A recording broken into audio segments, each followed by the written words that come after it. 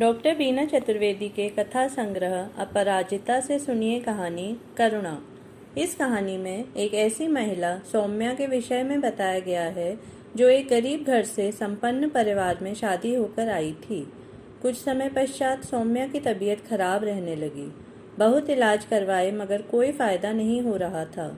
एक दिन सौम्या की नौकरानी करुणा ने कहा, आप स्वयं को व्यस्त रखा करिए। जरूरतमंद लोगों की सहायता करने से आपको आत्मसंतुष्टि मिलेगी। सौम्या को करुणा के कथन में बहुत सच्चाई अनुभव हो रही थी। सौम्या ने ऐसा ही किया। उसकी सलाह से सौम्या स्वयं को स्वस्थ अनुभव करने लगी थी। सुनिए कहानी करुणा। सौम्या की शादी एक अच्छे खाते पीते परिवार में हुई थी। ससुराल में आकर जब उसे डोली से उतारा गया तो वह स्वयं ही अपने आप पर गर्व करने लगी थी। उसके माता पिता की खुशी का ठिकाना ही नहीं था। उन्होंने कभी स्वप्न में भी नहीं सोचा था कि अचानक ही उनकी बेटी सौम्या की शादी इतने संपन्न परिवार में हो जाएगी। सौम्या ने जैसे ही ग्रेजुएशन किया था, पिताजी ने आगे पढ़ाने से इनकार कर दिया था। सौम्या के परिवार की आर्थिक स्थिति अच्छी नहीं थी, अतः सौम्या ने नौकरी करने का मन बना लिया था ताकि घर के खर्चे में सहायता कर सके।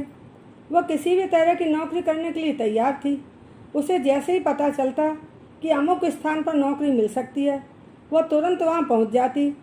बहुत समय तक वह परेशान होती रही मगर उसे सफलता नहीं मिल रही थी। एक दिन अचानक सौम्या के पिता रामलाल जी ने कहा कि हमारे साहब के कोई रिश्तेदार हैं, उनका स्वयं का बड़ा कारोबार है, उन्हें एक कंप्यूटर ऑपरेटर की आवश्यकता है। बेटी, तुम भी तो कंप्यूटर सीख रही हो। मैंने अपने साहब से तुम्हारे लिए बात कर ली है। यदि वे सिफारिश कर देंगे तो यह नौकरी शायद तुम्हें मिल सके। ऑफिस में काम करना होगा। बेटी, क्या तुम कर सकोगे? अपने पिताजी की बात सुनते ही सौम्या खुशी से उछल पड़ी और पिताजी से कहने लगी कि पापा, मैं अवश्य कर सकूंगी। बहुत समय बाद आज अच्छा समाचार मिला है। सौम्या जब उस फर्म के मालिक से मिलने गई तो वे बड़े गौर से सौम्या को देखकर उससे पूछने लगे कि इतनी छोटी उम्र में क्या तुम इस प्रकार की नौकरी कर सकोगे? क्या तुम्हें बहुत अधिक आवश्यकता है इस नौकरी की? सौम्या ने बहुत ही झिझकते हुए उनको जवाब दिया कि वह नौकरी करने के लिए तैयार है। उन्होंने सौम्या से कई घरेलू प्रश्न किए। उन सभी का उत्तर बड़े इत्मीनान से सौम्या ने दिया। सौम्या ने उन्हें बताया कि हम 3 भाई बहन हैं और हमारे माता पिता, इस तरह से हम कुल मिला के 5 लोग हैं। केवल मेरे पिताजी ही कमाते हैं।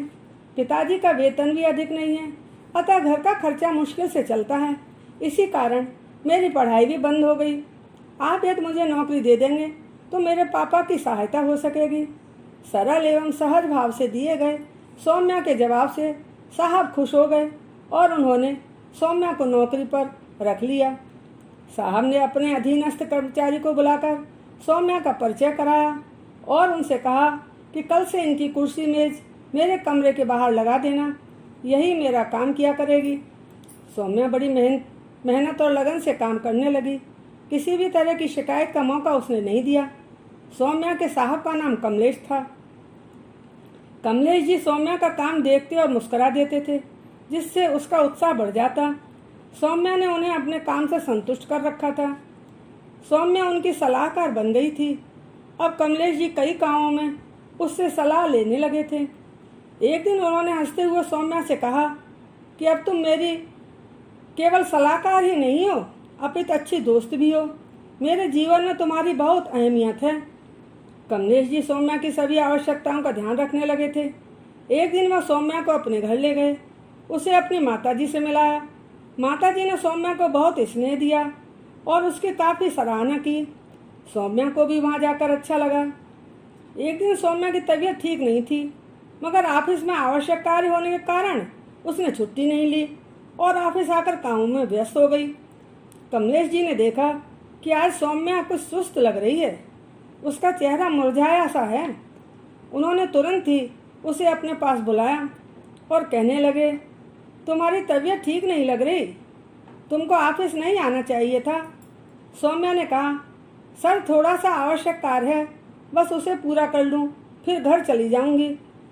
सौम्या बहुत ही सहज एवं सरल स्वभाव की लड़की थी, छल कपट से एकदम अनभिज्ञ। एक दिन कमलेश जी ने सौम्या को अपने पास बुलाया और कहने लगे कि बहुत दिनों से मैं तुमसे कुछ कहना चाहता हूँ, अन्यथा मत लेना। मैं जो कह रहा हूँ वह भावुकता में नहीं, तुम इसका गलत अर्थ भी मत समझना। मैं तुमसे शादी करना चाहता हूँ। मैं इस संबंध में तुम्हारे पिताजी से भी बात करूँगा, उनका जवाब ही मेरे लिए अंतिम होगा। तुम भी इस पर विचार करना, और जब तुम्हारे पिताजी इस संबंध में तुमसे बात करें तो तुम उन्हें अपना निर्णय बता देना।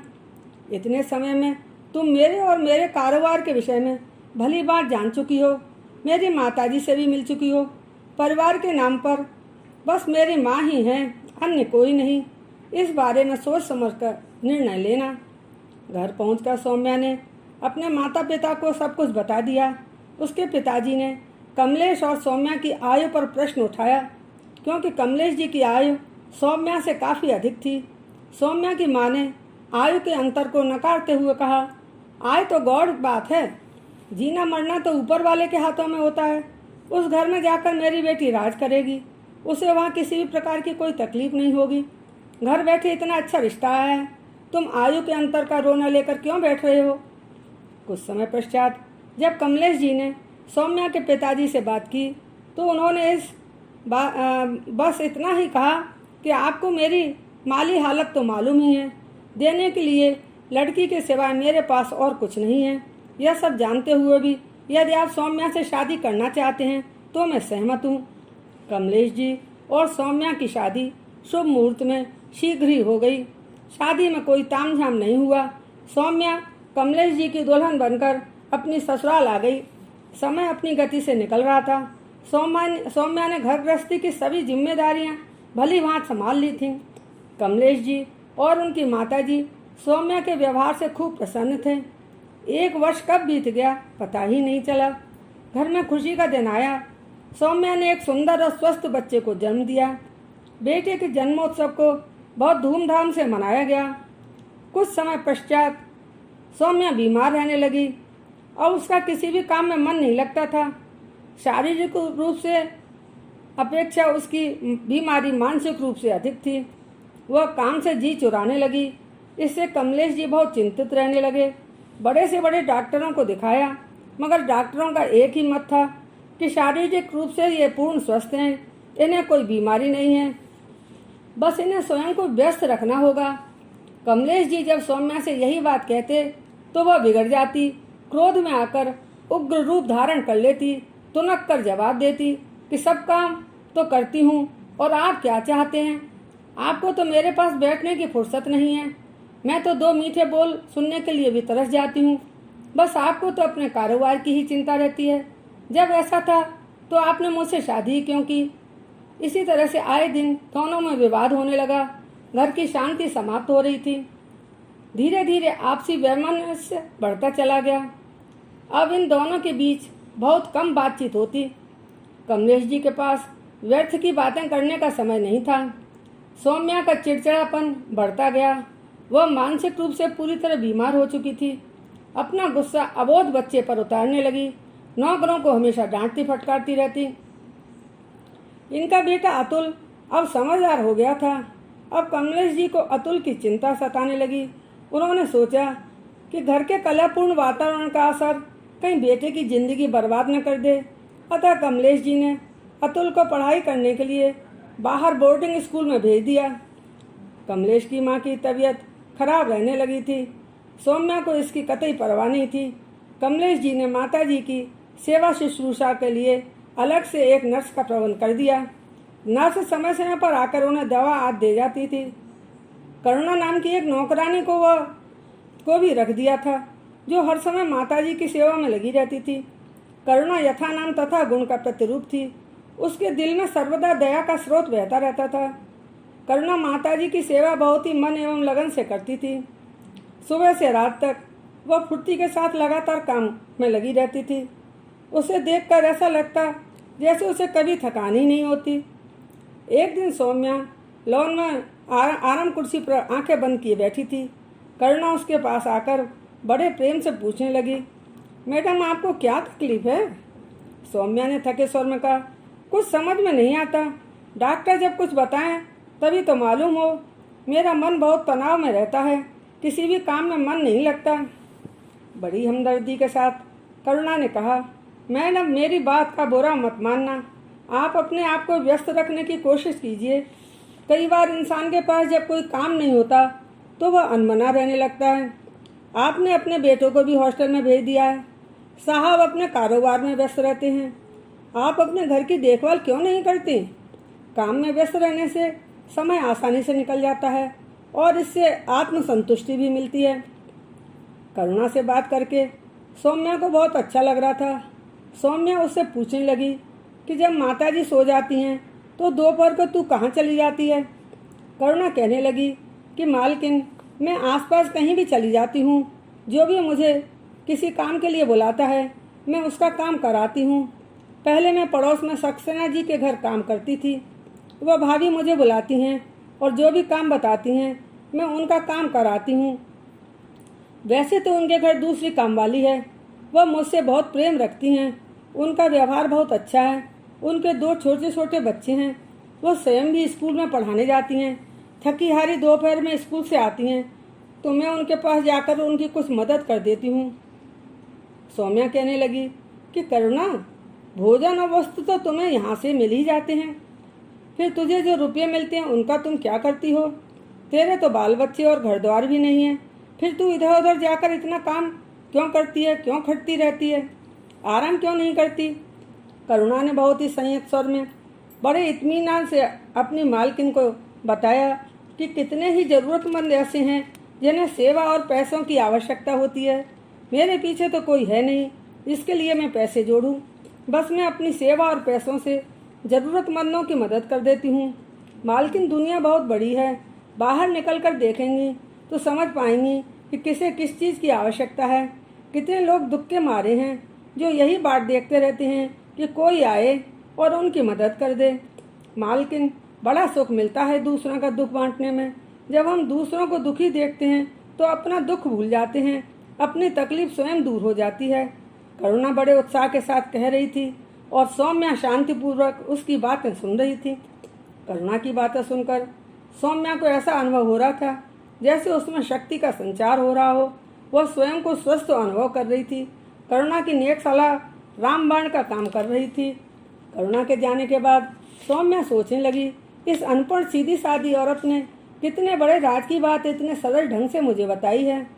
करुणा की बातों ने उसे अंदर तक झकझोर दिया था।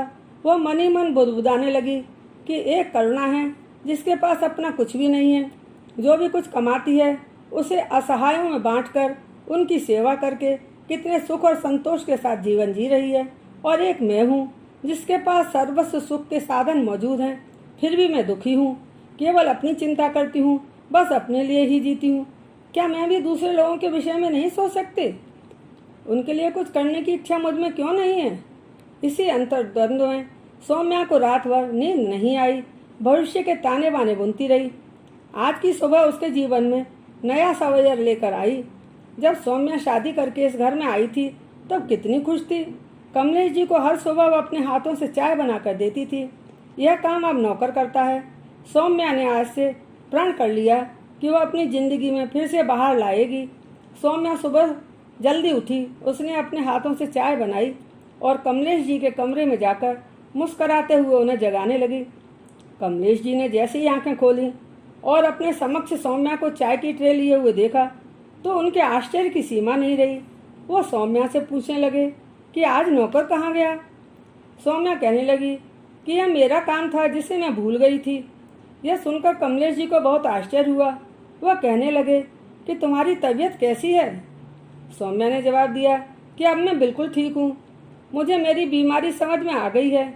मेरे डॉक्टर ने बड़े सरल और सहज ढंग से मुझे इसकी जानकारी करा दी है। कमलेश बहुत ही संयत स्वर में सौम्या से पूछने लगे कि तुम्हें ऐसा कौन सा डॉक्टर मिल गया जिसने तुम्हारी बीमारी को पहचान लिया और तुरंत ही इलाज भी हो गया? मैं उस डॉक्टर के विषय में शीघ्र ही जानना चाहता हूँ। मेरी उत्सुकता बढ़ रही है। तुम मुझे उसका नाम बताओ। सौम्या ने कहा कि उस डॉक्टर का नाम है करुणा। करुणा मेरी डॉक्टर ही नहीं बल्कि गुरु भी बन गई है। मैं तो भूल ही गई थी कि दूसरों को भी मेरी ज़रूरत है। बस अपने बारे में ही सोचती थी। बहुत स्वार्थी हो गई थी। यदि मैं सबका दुख दर्द समझती तो न स्वयं परेशान होती और न दूसरों को कष्ट पहुंचाती। करुणा ने मुझे सोते से जगा दिया। उसने मुझे जीने का रास्ता दिखा दिया। मेरी झोली में खुशियां भर दी। आप हमारे बेटे को बोर्डिंग स्कूल से बुला दीजिए। अब वह हमारे पास हमारे साथ ही रहेगा। मेरी वजह से मेरा बेटा अपने परिवार से दूर अकेला रह रहा है। मैंने उसका बचपन छीन लिया। मेरी गलती माफ़ करने लायक तो नहीं है, फिर भी मैं आपसे माफ़ी मांगती हूँ। मुझे माफ़ कर दीजिए। मैं अभी जाकर माताजी से भी माफ़ी मांगूंगी। सौम्या की बातें सुनकर कमलेश जी को बहुत अच्छा लग रहा था। वह शीघ्र ही अतुल के स्कूल जाकर अपने बेटे को भी ले आए। सौम्या कहने लगी कि मुझे मेरा परिवार मिल गया। सौम्या ने निर्णय लिया कि अब करुणा को मैं अपने से दूर नहीं करूंगी। उसे देखकर हमेशा यही ख्याल आता रहेगा कि जो सुख दूसरों के दुख दूर करने में है वह स्वयं को सहेज कर रखने में नहीं।